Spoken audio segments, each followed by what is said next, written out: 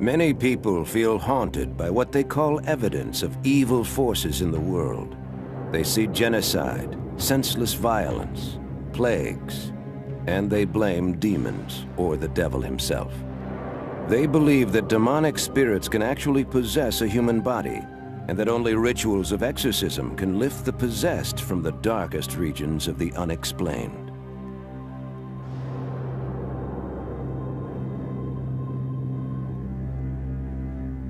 In 1973, audiences filled movie theaters to see the portrayal of a girl possessed by the devil. Few people had seen the rare and clandestine Catholic ritual depicted in The Exorcist.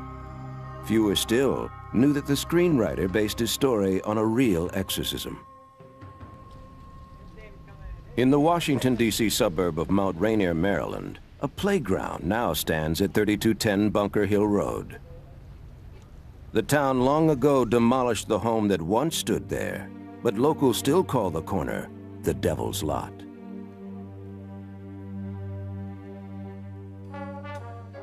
In January 1949, the 13-year-old boy living there seemed like a perfectly normal teenager. Attending school, concentrating on his studies, he was slightly built and unathletic, preferring to stay indoors listening to his favorite programs on the radio and playing board games.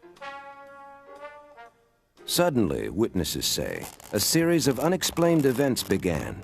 Scratching sounds erupted from the walls and the floors of the family's home. The boy's bed would shake, furniture would slide across the room, and dresser drawers would fly open. At first, his parents thought these strange occurrences were related to the boy's distress over the recent death of a favorite aunt. The aunt had schooled the boy in her beliefs about communicating with the dead. He had tried contacting her through a Ouija board. Perhaps they thought the strange events were messages from the dead. The parents turned first to their Lutheran minister for help, and later to doctors, but nothing worked. Then, deep scratches began appearing on the boy's body that witnesses said the boy could not have made. The minister suggested the family contact a Catholic priest. They went to St. James Church in Mount Rainier, Maryland, to meet Father Albert Hughes. Hughes agreed to visit the boy. Later, over dinner at the rectory, Hughes told fellow priest Frank Bober about the meeting. He said that the room would get extremely cold to the point that you would be shivering. The boy was obviously the one that was responsible for moving objects around the room, like the phone off the desk. There was a plethora of vehement statements against God and sacred things.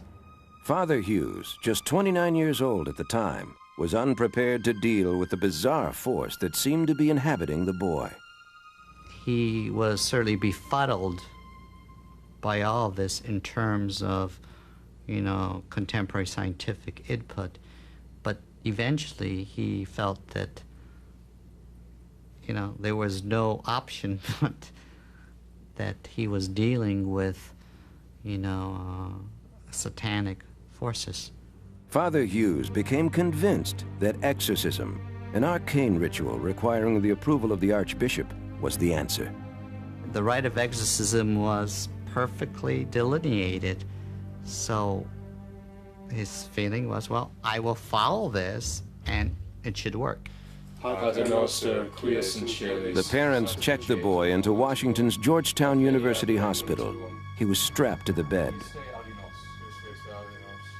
Father Hughes blessed the child, knelt at the bedside, and the ritual began. He prayed in Latin to the saints. Then, calling on God, he commanded that the boy be delivered from evil.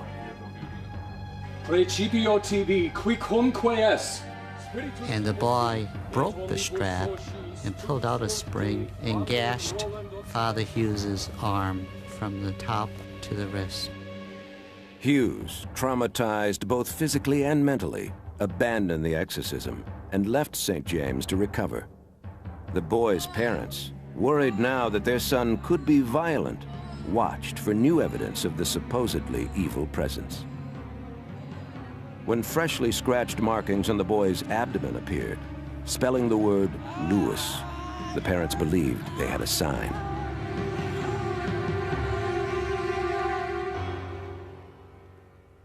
They had relatives in St. Louis, where the boy's late aunt had lived, and they went there for help. Within days, the parents asked a Jesuit priest at nearby St. Louis University to perform an exorcism.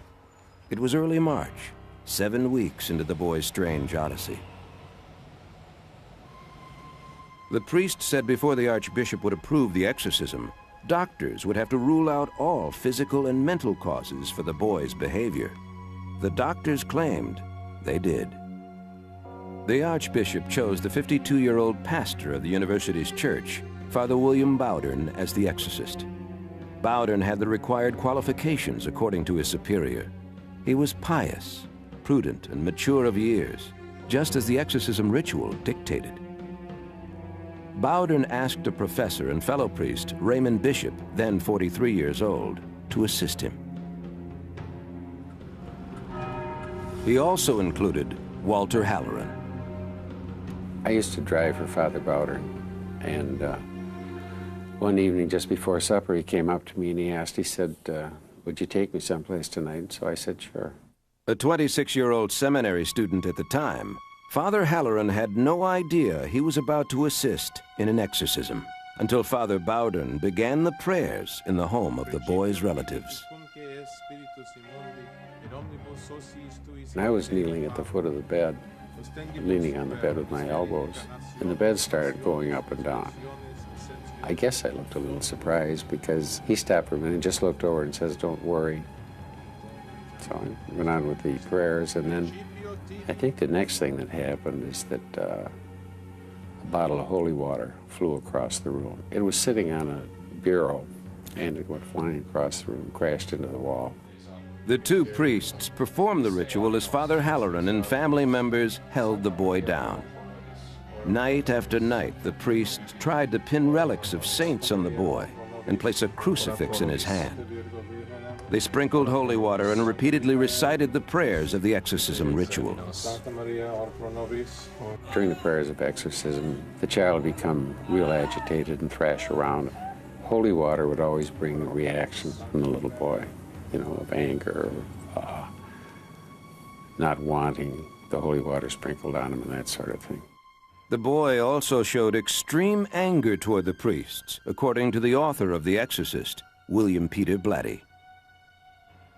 The boy was able to spit copiously and prodigious distances with remarkable accuracy. He could spit across a room 20 to 25 feet and hit a priest in the eye, and apparently was unerring. There were a couple of times when the child would make statements about people that were present. He addressed one of the priests, who I think was only there once. And he said, I'm surprised to see you in hell. He says, how did you ever get down here? The ordeal usually ended well after midnight, and the boy would fall asleep. The priests recorded the night's events in a diary signed by all the witnesses. When the boy awakened, he would have no memory of what had occurred the night before. When the exorcism in St. Louis entered its third week, Father Bowdern suggested the boy should convert to Catholicism. You know what a sacrament is. The parents agreed, and the boy began to take religious instruction during the day in the rectory of the St. Louis University Church. Bowdern also decided to move the exorcism there. Ave Maria, gratia plena Dominus tecum. Now, closer to the church, the intensity of the boy's reactions increased. Bloody brandings again rose on his body in the form of words and figures. There would be arrows. I remember arrows. Another time the word hell appeared. It was very, very exact. You know, you didn't have to work your imagination to see what it was. But most of the time there'd be long welts that would go down his arms, down his legs, across his abdomen, and on his chest. One time, one of the spots looked something like the hooded drawings you have of the devil. In one account that was so vivid, Father Bowden recounted in his diary that while he was speaking to the boy, he happened to glance down at his leg, and before his eyes was as though this was a two-pronged pitchfork, ran all the way down from his inner upper thigh down to about the ankle, drawing blood all the way down. The ritual explicitly prohibits dialogue with the demon, but directs the exorcist to demand answers to two questions. What is your name? And what is the day and hour you will depart? So you ask those, and then you pause for an answer. Sometimes an answer is given. Like one time the child responded Legion to what is your name. At other times, the boy, speaking in an unfamiliar voice, identified himself as Spite, or the devil. One night, the voice reportedly offered to prove that it was the devil. I will awaken the boy, it said, and he will be pleasant. The boy instantly awoke, and he was calm. Later, the voice said, I will wake him up, and he will be awful. The boy woke up in a cursing fit. The voice would often taunt the priests, saying that a certain word had to be revealed before the spirit would leave. As closely as I can remember, these are the words. I will not go until he says a certain word, and I will not let him say the word. By now, according to Halloran, the battle for the boy's soul seemed endless. Night after night, the exorcist would order them to return to the rectory, repeat the ritual, and confront the forces of the unexplained. By April 1949, the teenage boy supposedly possessed by the devil had undergone almost 5 weeks of nightly exorcism rites. The boy's physical condition had weakened dramatically, and the priests feared that he was becoming dangerously ill. As a precaution, the exorcist decided to move the boy again, this time to the Alexian Brothers Catholic Hospital near St. Louis University. No one noticed when someone placed a statue of St. Michael the Archangel in the room. The exorcist intensified his efforts to convert the boy to Catholicism. He wanted him to accept communion. Every time Father Bowden would go to give him a host, then he'd start acting very wildly and have to be held. He had knocked the host out of Father Bowden's hand, and he hit Father Bowden, and then he grit his teeth and just refused to accept anything in his mouth. It must have taken 2 hours before he accepted the host. Easter passed with no change in the boy's behavior. The exorcist felt an urgent need to try something different. He decided to ask the ritual's required questions in English, not Latin. At first, there was the usual mix of spitting and cursing, but then the boy cried out. He said St. Michael was present. St. Michael the Archangel was present, and then he described him. In a deep, mature voice, the boy then said, Satan, I command you to leave in the name of Dominus. Leave now. The exorcist believed the boy had at last uttered the word of release, Dominus, Latin for Lord. Suddenly, according to Halloran, the boy struggled and his body contorted wildly. The child became very violent, and there was a huge noise, explosion or report, and a very, very bright light in the sanctuary of the church, and that disappeared. The boy fell into a deep sleep. When he awoke, he said the ordeal was over. He told of dreaming of a beautiful angel who carried a fiery sword and conquered demons. Then he fell back asleep. When the boy awoke again, all memories of his exorcism had vanished. The boy and his family returned to Maryland and converted to Catholicism. For nearly 5 decades, witnesses have protected his identity. Now, in his 60s, they say he has lived a rather ordinary life. He named his son Michael. Did an evil spirit possess the boy? Did a medieval ritual free a child from the grasp of Satan? Father Bowder, now deceased, confirmed the exorcism in a letter to author William Peter Blatty. He said, I can tell you one thing.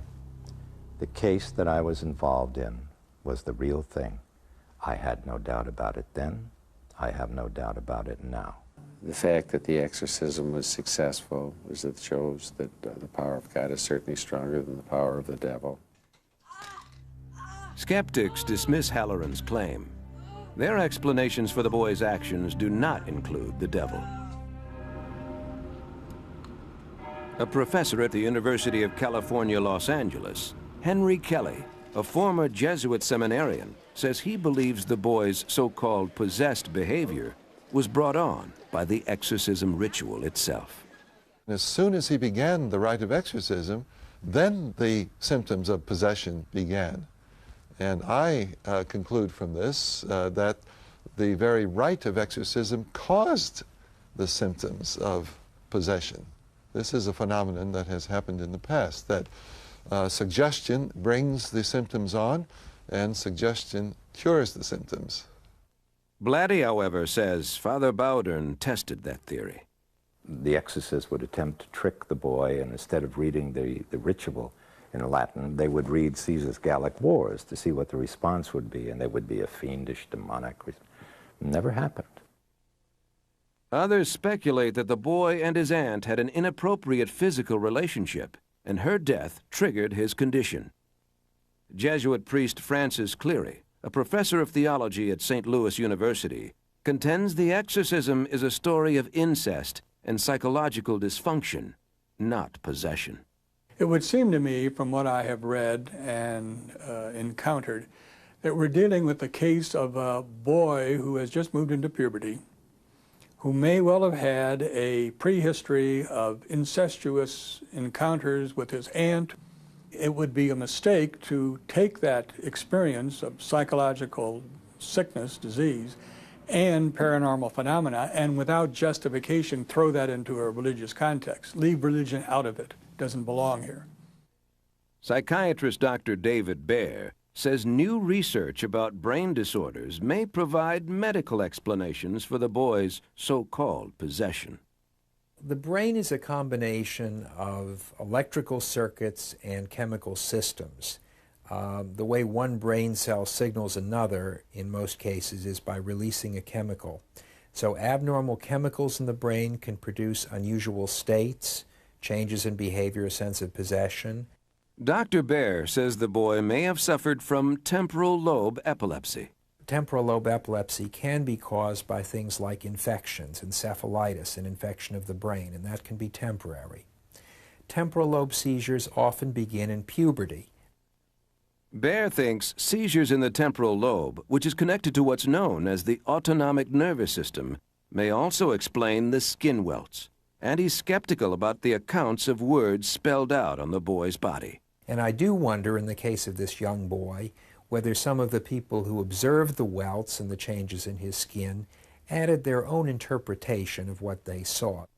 Halloran believes the welts, like the boy's so-called possession, were real and cannot be explained by modern science. I think that anyone could suffer possession. And I think it's basically because of the power that Satan has, and then also inherent weaknesses that we have. My own feeling is that this particular case was an authentic case of possession, whatever that is, and that the boy had lucid moments in which he was not under that influence, but during which he did what this psychic, he vamped. Here were priests all around him, conducting this grand and formal, impressive rite of exorcism, witnesses in the room. I'm guessing that he just played along for a portion of it, but that other than these spells, he was in the grip of something inexplicable. Neither mental illness nor neurological disease can possibly explain the accounts of the shaking bed or the flying drawers. Were the 48 priests, doctors, and family members mistaken when they attested to the otherworldly events they witnessed? Skeptics say yes, and argue that the roots of the boy's behavior are in his brain. Believers say the true cause stares at us from the molten depths of the unexplained. Evil, for those who believe, makes its mark in many ways. Exorcists supposedly can banish a single devil or banish dozens of demons from a single person. For many Pentecostal Christians, the hushed tones of what they call deliverance wrenches the demons from their unwilling host while launching a believer on a journey through the unexplained. In September 1990, 25-year-old Ellen Carney moved from Hartford, Connecticut to Pasadena, California, and enrolled in graduate school at Fuller Theological Seminary. Ellen felt a new life beginning for her. Stricken at birth by a severe muscle disease, she had survived a troubled childhood with a mother whom Ellen alleges sexually abused her. As a teenager, her mother committed her to a hospital for people with physical disabilities. There, feeling abandoned, Ellen turned to drugs, heavy metal rock music, and the occult. Then a friend gave her a Bible and invited her to attend a local Pentecostal church service. For the first time in her life, Ellen says she felt a personal relationship with God and became a born-again Christian. Now, at Fuller, she hoped to deepen her faith, but her new life took on an ominous edge. She says strange things began to happen. Her bed would shake so violently it would awaken her. There was all sorts of strange phenomena, lights going on and off, things moving around. I was experiencing strange happenings, like almost being hit by a car 3 times in the same week, and voices in my head that I knew weren't my own thoughts. I would get this enormous burst of loud, sort of antagonistic voices saying negative things about me. Just a lot of strange things that I couldn't explain, and that scared me. Confused and afraid, Ellen Carney searched for spiritual guidance. One of her friends recommended she talk to Reverend Charles Kraft, an evangelical minister and a professor at Fuller. In addition to his counseling skills, Kraft is a specialist in deliverance, the Pentecostal version of exorcism. I want all spirits out of mind, emotions, and will, in the name of Jesus Christ. During a deliverance, Reverend Kraft says he addresses each demon, naming it by its function, before he casts it out. Spirit of doubt, what does this do to you? She's getting stronger. She's getting stronger. That's bad news for you, huh? I'll give you to the count of 3, and after that the angels come after you with their swords. 1, 2, 3. Ellen knew Kraft practiced deliverance, but she doubted she could be possessed by demons. When I went to see him, I had no idea what I would say. I just went because I thought I had no other choice. In their first 2 meetings, Reverend Kraft and Carney discussed her troubled past. By the 3rd session, Kraft had determined she was demonized. Having demons sort of feels like being slimed. It just feels like being covered in some kind of muck or just being mired down. It's just a really dirty feeling. Kraft asked Ellen if he could challenge her demons. She agreed. Next, Chuck asked me to close my eyes, and he directly addressed the demons in me. All of a sudden, the demon turns up, and you're talking to a demon instead of to Ellen. When the demon spoke, Ellen believed for the first time that evil spirits lived inside her. The demons answered to specific names: fear, depression, death. When Kraft asked who was in charge, he says the demon of death answered. Lord, keep me safe and open. Carney documented the deliverance in her diary. Death did most of the talking and had a much stronger feel and attitude. Though Chuck didn't get louder, he got much firmer and commanded it in Jesus' name to answer. In the name of Jesus, now we... Reverend Kraft believes he then took authority over the demons and ordered them to leave. According to Kraft, once a demon leaves, it cannot return. I've tested this several times, including with Ellen. And when there's been another demon that we had to deal with, I've said, "Are you the same one that we had kicked out before?" He said, "No, that one can't come back." Why? Because you forbid it to come back. He would just send them away. Usually I could see that and felt a real difference. Ellen met with Reverend Kraft every week for 9 months and sensed more than a dozen demons leaving her, but she knew others remained. At night, I'd get awakened and I would see spirits in my room, and if I rebuked them in the name of Christ, they would leave, but I was sometimes so terrified I didn't remember to do that. When I had demons, it felt like I couldn't get away from that evil, that pervasive sort of darkness. After meeting with Reverend Kraft for more than a year, the weight of the demons, according to Carney, finally lifted. And when the demons left, so did the voices in her head. I know that I don't have demons living in me. I feel peaceful, I feel free, I feel calm. And I also feel whole in the sense of being one person together. I have my life, I know my memories. My life makes sense now. Did unseen demons inhabit Ellen Carney? Did they create violent and vicious thoughts within her?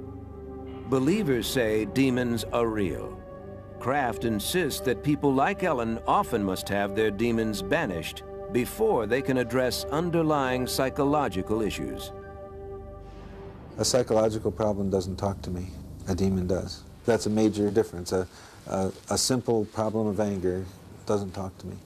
But a demon that's reinforcing that does. The reason she had come in the first place was that she was having some struggles, emotional struggles, and so we knew that we had to deal with that, and that's the important stuff to deal with.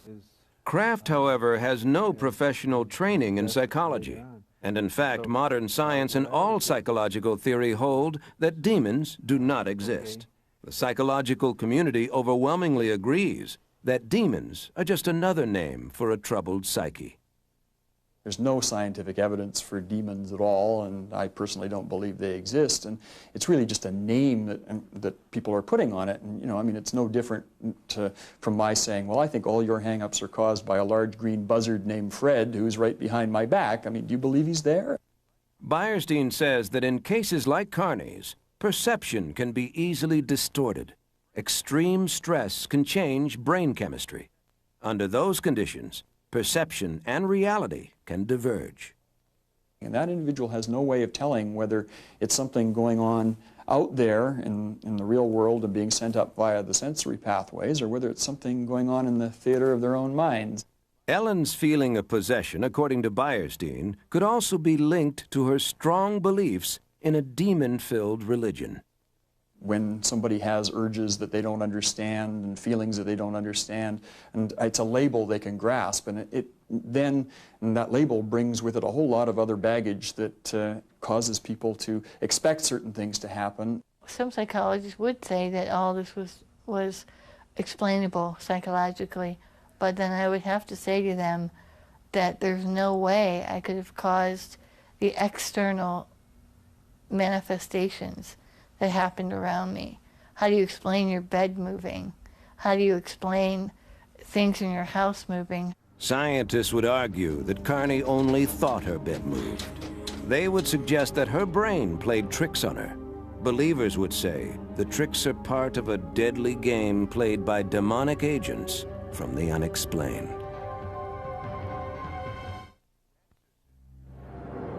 Exorcism relies on the shrouded mysteries and candlelit rituals of religion.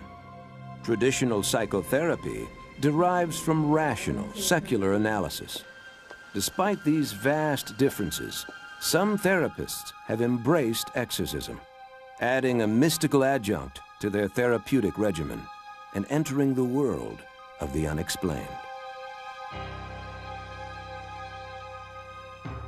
In the fall of 1982, Margaret Swift, a trained hospital dietitian from Cupertino, California, needed a minor surgical procedure. Margaret recalled she was in otherwise perfect health when she entered the hospital.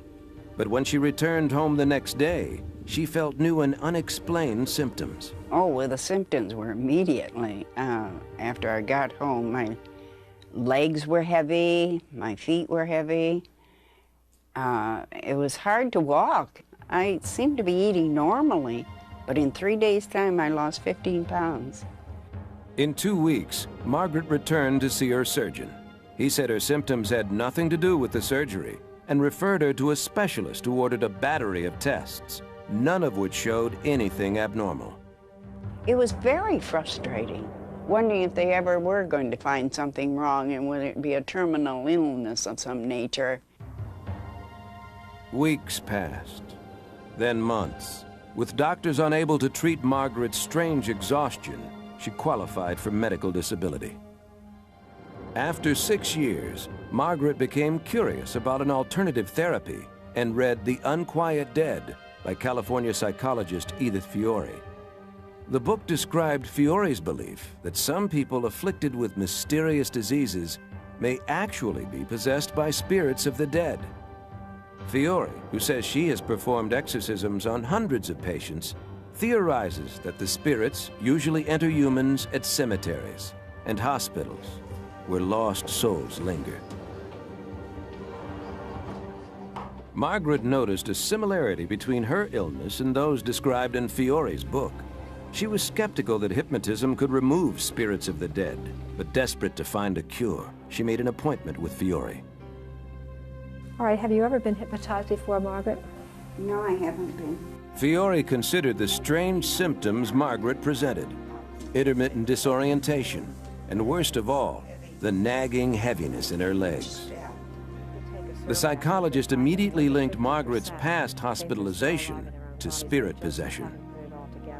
Fiore and Swift agreed to recreate the earlier exorcism. Fiore then began what she called the depossession process, by putting Margaret under hypnosis and addressing the spirit directly. Your name isn't Margaret. When you go into the spirit world, you're going to be in a perfect body of your own. So you don't need to be in Margaret's body. Go in the name of the Father and the Son, Jesus Christ. Go in peace and light and love. You must leave now. It was like a balloon bursting or something, and it seemed to leave through the solar plexus. When she emerged from hypnosis, Margaret says she felt completely different. The heaviness had disappeared, and she actually felt light on her feet. She couldn't wait to show her husband how she had changed. I said, "You can't imagine what happened, Bill. I got rid of this heavy feeling in my feet and legs." And he could tell by the expression on my face that something happened. 15 years after her experience, the symptoms that drove Margaret to an exorcist have never returned. Did a spirit possess Margaret Swift's body, causing chronic fatigue? Fiore says she has no doubt in the reality of possessive spirits and the effectiveness of her ritual. Having used it for 20 years, I now have come to believe that these spirits do indeed exist, and they do indeed possess living people. This is therapy. This works. This needs to be done. Most psychologists, however, have grave doubts about Fiore's views. Clinical psychologist Jeffrey Youngren says her methods belong in a religious cult, not in psychotherapy. Hypnosis to get in touch with theoretical spirits, to engage in theoretical exorcisms, none of which have any validity in models of science that we accept today, is significantly outside the standard of care. That kind of practice is really just not what psychology or psychotherapy is. Youngren charges that Fiore's methods are not only highly unorthodox, but dangerous. I can see that kind of introduction to a delusional system, to use a clinical term, stressing a fragile patient and causing them to fall apart. And in fact, I have been involved in one specific case where that did occur, that there was an exorcism, if you will, a spirit removal, and the end result of that was that the patient was psychiatrically hospitalized. Fiore insists that her methods work, but Youngren believes Margaret Swift was cured simply because she expected to be cured. If someone enters a session with an expectancy that something's going to happen, we can bring about vast changes in them through that expectancy. Did a psychologist banish a spirit and resolve her patient's symptoms? Scientists argue that Swift's recovery was the lucky result of the power of suggestion, not a real cure. Others see a vibrant and healthy woman and credit her spontaneous recovery to the departure of a lost soul of the unexplained. A belief in demonic possession and the cleansing power of exorcism is common to many religions around the world. In most cases, those religions have codified and formalized the exorcism ritual. The raw, powerful essence of the rite has for the most part vanished, except in remote tribal villages where the spirit of the unexplained has a face. For the Himba of southwestern Africa, tribal life brims with the lives of the spirits. The Himba traditions hold that spirits cause all human illness, and that only exorcism carried out by a native healer can restore health. Western eyes have rarely viewed these centuries-old rites. Photographers Angela Fisher and Carol Beckwith captured the rituals in photographs and on video. This exclusive footage has never been seen before. These are the three wives of a dead tribesman. Himba villagers knew a spirit from the animal world had entered the women's bodies. Several months earlier, their husband had been killed by a lion, and it was believed that he had sent his spirit, the lion spirit, back into the village to pull his three wives into the afterworld to join him. And when the lion spirit took them over, they were completely animal-like. They were growling, they were uttering guttural sounds, they were crawling on the ground on their hands and knees, they were attacking each other. They were no longer human beings in the sense that we would recognize them.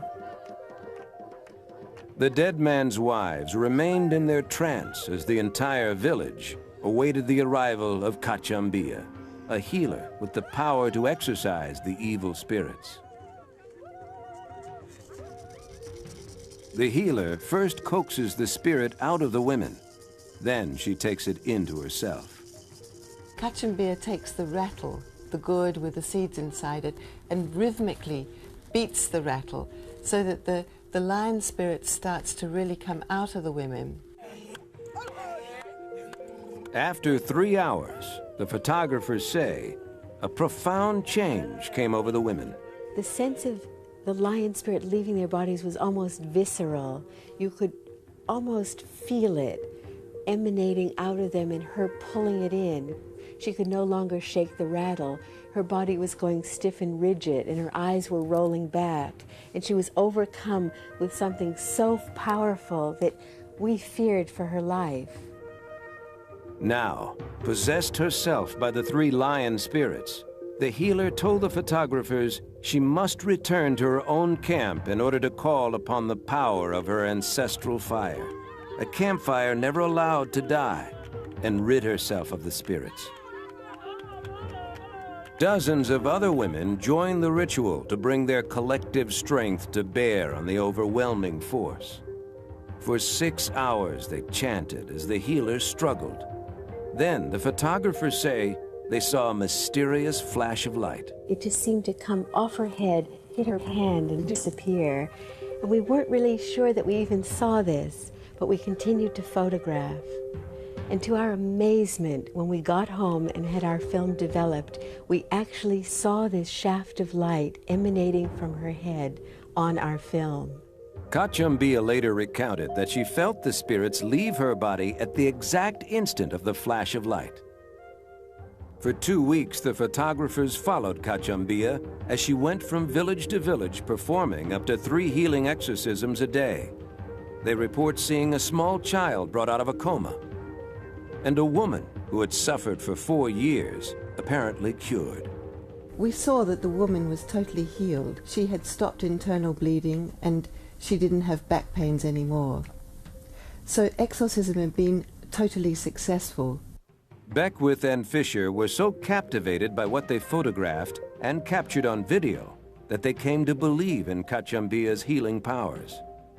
The individuals have emerged from the exorcism healed as whole human beings with a sense of balance and well-being and health. We came away with the feeling that she has the ability to exorcise spirits. She has the ability to remove illness and sickness from people. And the end result is that she has a power that we aren't actually using a lot of in the Western world. Whether exorcists banish lion spirits, demons, or the devil, the ultimate question is the same. Are these evil entities images the modern world has outgrown, or are they real? The devil is real. He's a creation of God who disobeyed and went his own way. And consequently, with an irrevocable decision, he decided not to obey God, and so he will do everything to tear down God and bring chaos and disorder into the world. Satan, the devil, used to be at the center of a theological language for talking about evil. He was the star player in the story about how human beings had once inhabited paradise, and tempted by him, they fell from paradise into sinfulness. So he was the explanation, the origin, the reason that evil was in the world. But as science made it more and more difficult for educated people to take seriously the idea of a being with horns and scales and a long tail, the devil became, I think, a metaphor for our capacity to do evil, for the evil that resides within all of us. According to Del Banco, science cannot tell humanity how to choose its values. So many people feel adrift in a world that sometimes seems to have lost its moral compass. There are many responses to this feeling of bewilderment, this feeling of drift, and one of them, I think, is this desire to get back the old religious certitudes and the old religious symbols, to breathe new life into them, to believe that the ancient ritual of exorcism, for instance, is a reasonable way for dealing with sinfulness or with disease. Scientists admit that the rituals of exorcism can have a powerful effect, but to count on faith alone, they argue, is to reject modern understanding of human behavior. I think faith is wonderful. I think religion is wonderful, but it fills a building block in a person's life. It shouldn't be the sole answer. I mean, there's still, in spite of religion, is a place for medicine and for psychological sciences and so forth, and together they can work fairly well. But I think that using spirit models and occult as global explanations for problems is somewhat tragic. Skeptics agree that antisocial behavior, even the most evil acts imaginable, has nothing to do with spirits and everything to do with psychological dysfunction. Believers say the power of the spirit world holds far greater potential for evil than any acts of mankind. There's something about our world that goes deeper than just bad people. And this, we're dealing with, again, these principalities and powers, these spiritual beings that are at work and in a mysterious way that we cannot understand continue to work for the destruction of the world. From native tribes to Roman Catholics, from Pentecostal Christians to New Age therapists, rituals of exorcism still have the power to transform those who believe in them. Are the exorcised spirits actually demons of our own making? Or do these ancient rites truly banish the forces of evil from those possessed? The answer depends on your notion of evil and your belief in the unexplained.